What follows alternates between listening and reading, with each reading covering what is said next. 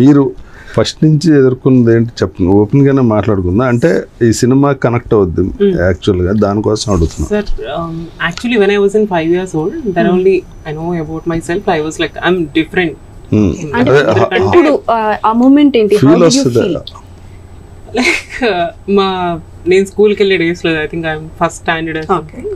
మా అక్క వాళ్ళ ఇంటికి వచ్చిన తర్వాత వాళ్ళ యూనిఫామ్ చేంజ్ చేసిన తర్వాత ఈవెన్ నేను కూడా నా యూనిఫామ్ చేంజ్ చేసి వాళ్ళ బట్టలు వేసుకొని ఐ వాజ్ లైక్ ఇంటి చుట్టూ తిరిగేదాన్ని అనమాట. సో మా మమ్మీ చూసి ఎందుకు ఇలా చేస్తుంది, సరే కొంచెం ముద్దుగా ఉంది కదా, తెల్లగా పొట్టగా ముద్దుగా ఉంది కదా, సరే అలానే అనుకునేవాళ్ళు. బట్ ఒక 5 years క్రాస్ చేసి 6th year లైక్ నా 6th yearలోకి వచ్చేటప్పుడు నాకు ఇంకా పూర్తిగా అర్థమైంది, నేను అమ్మాయిగానే ఉండాలనుకుంటున్నాను, నా సెల్ఫ్ నేను అద్దంలో అందంగా నేను చూసుకోవాలి అండ్ అమ్మాయి లాగానే చూసుకోవాలి అని. సో చిన్నప్పటి నుంచి కూడా నేను గౌన్లు వేసుకోవడం అండ్ వాళ్ళు ఫ్రాక్స్ యూజ్ చేయడం, సో ఇట్లాంటివన్నీ జరుగుతూ వచ్చాయి. అండ్ నేను పక్కాగా మెంటల్గా నేను ఫిక్స్ అయిపోయింది ఎప్పుడంటే when I was in 8th standard. అంటే అప్పటి వరకు ఇట్స్ ఓకే, ఎలా ఉన్నా పర్లేదు, అది కొంచెం ఏజ్ పెరిగే కొద్ది కూడా మన చుట్టూ ర్యాగింగ్ అనేది పెరుగుతూ ఉంటుంది. సో ఎందుకు నువ్వు ఇలా బిహేవ్ చేస్తున్నావు, నువ్వు ఎందుకు ఇలా బిహేవ్ చేస్తున్నావు అంటే నేను ఎందుకు బిహేవ్ చేస్తున్నాను నాకు కూడా తెలియదు. అది అదే కదా హార్మోన్ డెఫిషియన్సీ వల్ల నాకు కూడా తెలియదు. See, sometimes it might be due to environmental conditions, pollution వల్ల కూడా కావచ్చు, ఆర్ బయాలజికల్ డిఫెక్ట్స్ కూడా కావచ్చు. బట్ ఇదే పర్టికులర్ రీజన్ వల్ల వాళ్ళు బిహేవ్ చేస్తారని కూడా ఎప్పటివరకు చెప్పలేదు. I went to many hospitals. నేను చాలా హాస్పిటల్స్ కి వెళ్ళాను, చాలా టెస్ట్ చేయించాను. You have so much like women hormones అనేవి నీ బాడీలో అనేది ఎక్కువగా ఉంది, so you are like female only. Then I got to know like ya I'm a female now, like నేను కూడా సర్జరీ చేయించుకోవాలి అండ్ నేను అప్పుడు I will become a women అని చెప్పేసి నేను అనుకోను. అండ్ నా డెసిషన్ నేను తీసుకున్నాను అండ్ నేను ఒక స్టెప్ ముందుకు, చాలా డేర్ చేసి ఒక స్టెప్ ముందుకు వేసాను. Because I came from very big family. So వాళ్ళందరికీ నేను వాళ్ళందరికీ కూడా ఆన్సర్ చెప్పాలి. ఎందుకంటే నా వెనుక మా సిస్టర్ ఉన్నారు, తనకి అప్పటికి ఇంకా పెళ్లి సంబంధాలు చూస్తున్నారు అండ్ ఆల్మోస్ట్ అందరికీ పెళ్ళిళ్ళు అయిపోయినాయి. కానీ అక్క మన మాట వింటారేమో కానీ బావలు, మా చిన్నాన్నలు, పెదనాన్నలు, మామయ్యలు, వాళ్ళ పిల్లలకి they know about me like Teja అంటే తేజ అనే తెలుసు, తేజలో ఇంకో ప్రియాంక ఉందని చెప్పేసి ఎవరికి తెలియదు. అండ్ నేను చెప్పడానికి కూడా నేను చాలా భయపడ్డాను. సో ఆ టైంలో నేను ఇంకా లేదు, నేను మోసం చేసుకోకూడదు, ఉంటే జెన్యూన్గా ఉండు, లేదంటే చచ్చిపో, అంతకుమించి వేరే దారి లేదు.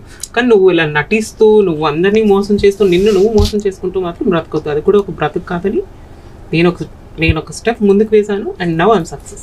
అండ్ ఆ సర్జరీ కూడా it is not a small thing. ఇది ఇంట్లో మరి పేరెంట్స్ చెప్పారా? సార్ చెప్పలేదు సార్. మా నాన్నగారికి నేను when I was in Big Boss అప్పుడు మాత్రమే నేను ఆయనకి చెప్పాను, స్టేజ్ మీద నేను చెప్పాను. బికాజ్ మా నాన్నగారు is a lab attender, is a government employee అనమాట. సో స్టూడెంట్స్కి ప్రాక్టికల్స్ చేయిస్తూ ఉంటే కొన్ని యాసిడ్స్ ద్వారా ఆయనకి ఐస్ అనేది పూర్తిగా బ్లైండ్ అయిపోయారు ఆయన. సో ఆయనకి ఇప్పుడు పూర్తిగా కనిపించట్లేదు. తర్వాత ఆయన రిటైర్మెంట్ తీసుకొని ఇంట్లో రెస్ట్ తీసుకుంటున్నారు. మా ఫ్యామిలీకి తెలిసిపోయింది అండ్ మా రిలేషన్స్కి తెలుసు, మా ఊరంతా తెలుసు. కానీ వాళ్ళు ఎవరు, మా నాన్నగారికి నాకు వాళ్ళందరూ బాగా సపోర్ట్ చేస్తారు. అంటే ఇప్పుడప్పుడే సింగ్ గారికి చెప్పకూడదండి, మా నాన్నగారి పేరు దల్ బహదూర్ సింగ్. సో ఊర్లో అందరూ సింగు అంటూ ఉంటారు అనమాట. సో సింగ్ గారికి ఇప్పుడప్పుడే ఎవరు చెప్పకండి, తను తెలిసినప్పుడే. అండ్ నేను సర్జరీ అయిన ఒక 3-4 yearsకి నేను బిగ్ బాస్లోకి వెళ్ళడం కూడా జరిగింది అనమాట. 4 to 5 years నేను వెళ్ళడం జరిగింది. ఇట్స్ వెరీ పెయిన్ఫుల్ ప్రాసెస్ అండి. Yes sir, it's very painful. Like ఒక 10 మంది పిల్లలు ఒకేసారి పుడితే వాళ్ళకి ఆ పెయిన్ ఎలా ఉంటుందో అంత పెయిన్ ఉంటుంది almost. So it's a very big surgery.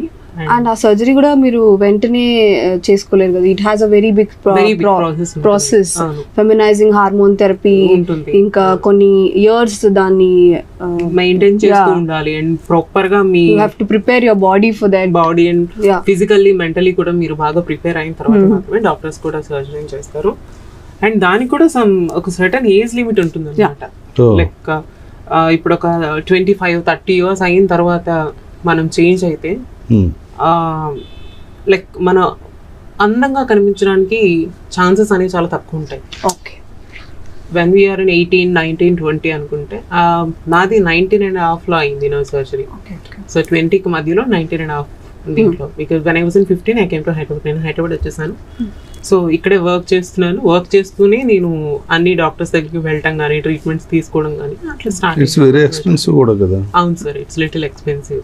So దాని గురించి అని చెప్పేసి చాలా కష్టపడి మనీ సేవ్ చేసేదాన్ని అప్పట్లో. పేరెంట్స్ ఏం సపోర్ట్ చేయలేదా మనీ వైజ్? వాళ్ళకి నేనేం చెప్పలేదు. అంటే దీని గురించి అని నేను ఎప్పుడు చెప్పలేదన్నమాట. నాకు దీని గురించి నాకు డబ్బులు కావాలి. ఇప్పుడు ఏమనంటే హెల్త్ బాగాలేదు, సో ఏమైందంటే ఫీవర్, లేదంటే ఏదో వైరల్ ఫీవర్ అనో కోల్డ్ అనో ఇంకా అట్లా చెప్పేదాన్ని తప్పితే. లేదు అంటే లైక్ మా పెద్దక్క వీళ్ళందరూ కూడా నన్ను అడిగేవారు, ఎందుకు నువ్వు అమ్మాయిలాగా ఎక్కువ బిహేవ్ చేస్తున్నావు అంటే నేను చెప్పాను, నేను అలా బిహేవ్ చేస్తున్నాను కదా, అందుకనే నేను హాస్పిటల్స్కి వెళ్తున్నాను అని. సో వాళ్ళందరూ కూడా నన్ను అర్థం చేసుకున్నారు. ఇప్పుడు ఎలా ఫీల్ అవుతున్నారు అంటే ఇప్పుడు అంటే తన జెండర్ నా జెండర్ నేను ఫీల్ అదే ఇది ఉంటుంది కదా, ఇప్పుడు మీరు ఎలా ఫీల్ అవుతున్నారు? ప్రౌడ్గా ఫీల్ అవుతున్నారా? ఆఫ్ కోర్స్ సార్, నేను చాలా ప్రౌడ్గా ఫీల్ అవుతాను. ఎందుకంటే నేను I still remember where I came from. ఒక చిన్న పల్లెటూరు నుంచి, అంటే ఏమి శ్రీకాకుళం దగ్గర అహ్మదాబాద్ వలస అంటే అదొక చాలా పల్లెటూరు అది. సో అంత పల్లెటూరు నుంచి వచ్చి ఇదే హైదరాబాద్లో ఈ ఇండస్ట్రీలో నెమ్మదిగా అవకాశాలు వెతుక్కొని కష్టపడి ఈ రోజుకి, అంటే ప్రియాంక సింగ్ అంటే అందరికీ తెలిసిపోయేలాగా, అంటే అందరికీ తెలుసో తెలీదో నాకు తెలియదు కానీ ప్రియాంక సింగర్గా నా ఎవరో ఉన్నారు కదా అని స్థాయి వరకు అయితే మాత్రం ఎదగలిగాను. వెరీ ప్రౌడ్ అండి. అండ్ మీరు ప్రౌడ్గా ఫీల్ అయితే నేను ఆర్ట్ఫుల్గా చెప్తున్నా, మీరే చాలా మందికి ఇన్స్పిరేషన్. అంటే టోటల్గా మీరే ఐకాన్ అందులో. చాలా చాలా గ్రేట్ అండి. దానికి చాలా మెంటల్ స్ట్రెంగ్త్ ఉండాలి. ఎందుకంటే ఏ సపోర్ట్ లేకుండా సోలోగా రావడం ఇట్స్ నాట్ ఎ జాబ్. ఇప్పుడు మేము ఏ సపోర్ట్ లేకుండా ఇండస్ట్రీకి వచ్చాం, కానీ మా స్ట్రగుల్ వేరే. మీ స్ట్రగుల్ అన్నది అసలు it's unbearable, physically, mentally and చుట్టూ నా కొడుకులు వేరే వేరేగా ఉంటుంది. మొగులతో గోల ఉంటుంది, ఆడవాళ్ళతో గోల ఉంటుంది మీకు. ఆ తర్వాత ఇదిగో ఈ లవ్ అని ప్రపోజల్ అని వేరే అని, ఆ తర్వాత నిజంగా మనం లవ్ చేసిన ఆ తర్వాత మా ఇంట్లో ఒప్పుకోరు, తర్వాత మా జనరేషన్ మళ్ళీ పిల్లలు పుట్టాలంటే ఈ ప్రాబ్లం ఆ ప్రాబ్లం ఇలాంటి మాటలన్నీ కూడా ఒకసారి అదే అవన్నీ దాటుకుని రావటం అంటే it's great. Thank you sir, thank you so much. And almost నేను పర్సనల్ లైఫ్ లో నేను ఫేస్ చేసిందంతా ఐ హోప్ ఈ సినిమాలో చూడొచ్చు అని నేను అనుకున్నాను. అండ్ నాలాగే చాలా వందల మంది, వేల మంది, లక్షల్లో కూడా ఉన్నారు. చాలా వాళ్ళకి మీరు మోటివేట్ చేయొచ్చు కదా వాళ్ళని కూడా, కాన్ఫిడెంట్ గా ఉండమని. అంటే కాన్ఫిడెంట్ ఉండదండి, ఆ కాన్ఫిడెన్స్ అన్నది పోగొట్టేస్తారు ఏదో రకంగా. దాని ఆ కాన్ఫిడెన్స్ మీద ఉండాలంటే దానికి చాలా ఎవ్రీ డే ఎవ్రీ మినిట్ చాలా స్ట్రాంగ్ ఉండాలి. మీరు ఎప్పుడు లైట్గా లూజ్ అయినా అది 2-3 months డిప్రెషన్లోకి వెళ్ళిపోతుంది. మళ్ళీ రావాలంటే ఇట్స్ టేక్ టైం. 2-3 times అయిందంటే ఇంకా రావడం కూడా కష్టం. I just want to tell you one thing to them, చెయ్యాలి అనుకుంటే చేసేసేయండి. అది తప్ప ఒప్ప అన్నది తప్పు కాదండి. అది ఎలా తప్పు అవుతుంది? మీ తప్పు ఎలా పక్క వాళ్ళు తప్పు అనుకున్నా. ఇప్పుడు నేను మగోడుగా పుట్టడం ఇట్స్ నాట్ మై చాయిస్.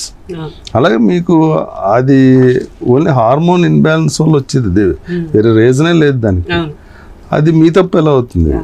మీరెందుకు ఇన్ఫీరియారిటీ ఫీల్ అవ్వాలన్నది మీరు వాళ్ళకి చాలా క్లియర్గా చెప్పాలి. వన్స్ ఒకసారి జెండర్ చేంజ్ అయిన తర్వాత మనతో ఫ్రీగా మాట్లాడే వాళ్ళు కూడా, అంటే మన ఫ్రెండ్స్ అని ఎవరైతే అనుకుంటామో వాళ్ళు కూడా they felt very uncomfortable. And even నాకంటూ still I have some few friends, నాకు ఫ్రెండ్స్ ఉన్నారు, they are straight guys anamata. They like they don't want to tell to them family Priyanka is my friend అని వాళ్ళు చెప్పుకోరు. ఎందుకంటే నవ్వురా అది అని చెప్పేసి అంటారు. And I was like why?